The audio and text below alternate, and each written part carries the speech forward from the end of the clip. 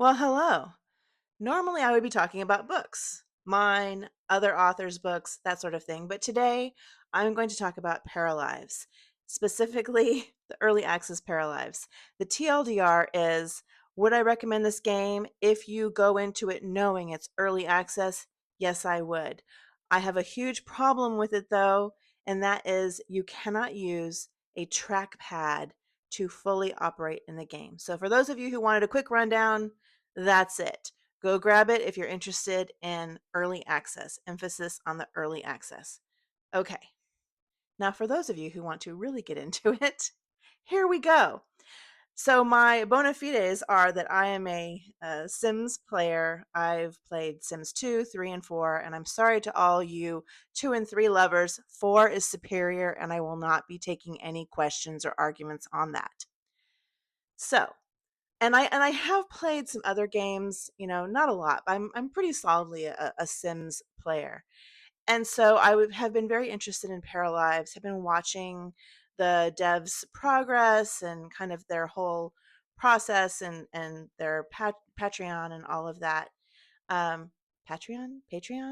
I typically say Patreon, like patronage. Am I using weird? I'm using weird pronunciations. Anyway, I digress. So when it was announced it was coming out for early access, I was very, very interested. And so something for everyone to keep in mind, when they say early access, they mean early access. It's not like The Sims where you're going to be like, hey, I found a bug. Um, what? It's going to be, hey, I found a bug. Oh, and here's another bug, and here's another bug, and here's another bug. And why is that person levitating? And why is this baby upside down? It's going to be like that. So keep that in mind. That said, Paralives has been very transparent in kind of their things that are in the game, things that are coming in the game, and where they are in the process. So you are not being fooled. I was able to get the game for $35.99 US, which I think was a little bit of a sale based upon early reports of what the price would be. So I dove in, really love the possibilities for storytelling. Don't want to spoil it for people, but you can basically choose, levels of difficulty, right, based upon who your storyteller is. I chose the middle of the road storyteller because I didn't want to try it on hard mode, but I didn't want to do easy mode either. I loved the customization. I really think that even without mods, which there are mods for Paralives already, you can do a lot with your character. The art style will be different if you're used to Sims, but again, the Sims art style has changed over the years. I know people who think Sims 4 is very cartoony and they don't like it. I actually love the Sims 4 artwork style compared to 3. Sorry, lovers of Sims 3. Um, I love that possibility of customization, storytelling, the artwork. My biggest beef, and I did send this feedback, and let me digress a little bit here. There is an option in the game to provide feedback to the devs, which I love. I wish that The Sims would do that, quite frankly, because they need some direct interaction with folks. So anyway, the biggest beef I had was I can't use a trackpad for all of my camera moves. So, for those of you who are used to, say, like Stardew Valley, where you're using your keyboard, you have to use your keyboard and or a mouse. I don't have a mouse. I always use a trackpad. I use a Mac. And I use my trackpad. So with the trackpad, let me switch to my right hand. You're able to zoom in. You're able to zoom out using your fingers. You're able to turn the camera the way that you want it, spin around. And I've never played The Sims, for instance, with a mouse. And that's by design because I hate using a mouse. I'm an author. I type a lot. In my previous life, I was always on the computer as well, typing. And using a trackpad is very easy on my hands. I think, and I may be speaking out of turn here, but using a trackpad may be a little disability friendly for some folks. And it's just, when you're typing all day, click, click, click, click, clicking on a mouse is a much more harsh movement, for me at least, than just gently tapping my trackpad. So I did provide that feedback to the devs in game. I hope they take it into consideration because that was a huge, huge issue for me. I had a lot of trouble um, getting the camera to slow down using keyboard only. So that may not be a problem for people who have a mouse. Again, I don't own a mouse. Um, and this was not mentioned, and maybe it's just common knowledge for everybody else to, maybe everybody else is using a mouse and keyboard when they play The Sims, for instance. So that's fine. I'm the outlier, but it would be nice to have it considered.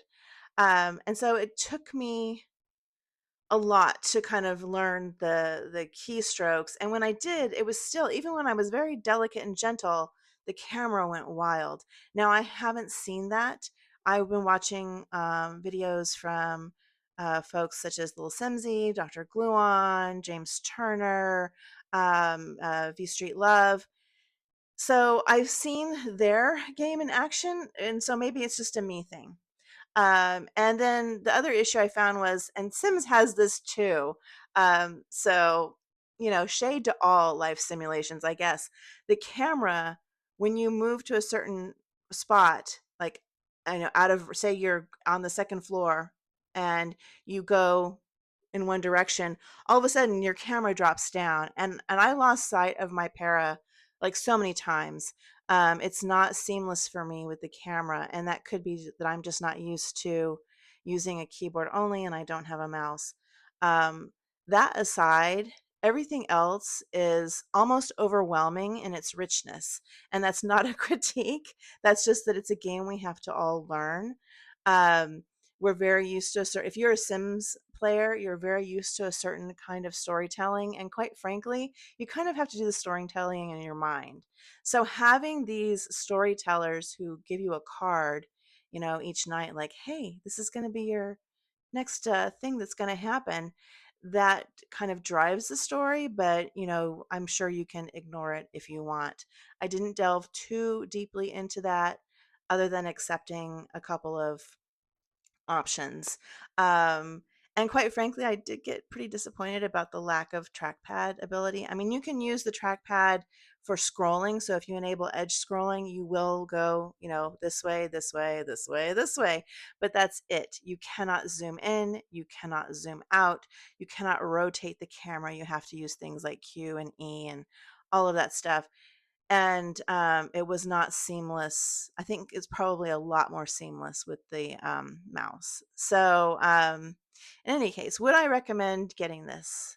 I think, just like I said at the top of this very, very long video, if you are willing to accept a lot of bugs, because this is early access, and if you are excited about being a part of the development process, I would highly recommend it. The other sweetener to the deal is, if you wait until it's ready for prime time, it will be more expensive. So, you're kind of investing in the development of this game by buying it now.